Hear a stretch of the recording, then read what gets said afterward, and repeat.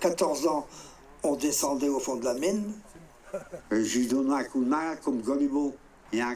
Des visages et surtout des histoires projetées sur le terril le plus haut d'Europe, près de 200 mètres au sommet.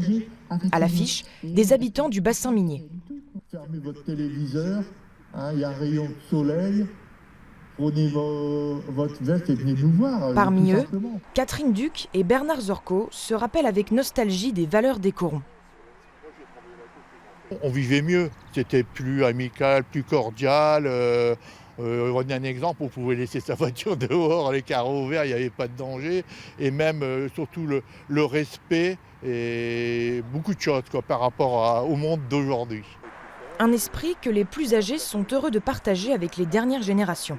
La transmission, je pense qu'elle est importante et c'est à travers des projets comme Clément nous a proposé. Je pense que ça, c'est vraiment important pour qu'il reste des traces.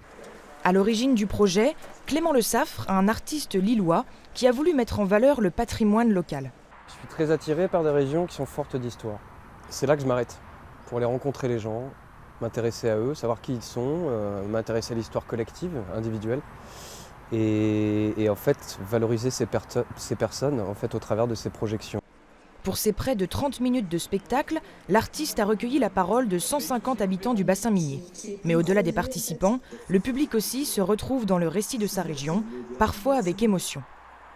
C'est très émouvant parce que si on regarde bien l'ensemble de la projection, je pense que ça doit aller à peu près de l'âge de 6 ans à pratiquement 80, voire peut-être plus. Un peu partout dans la France, le Nord-Pas-de-Calais, les Ch'tis, on est souvent très mal représentés.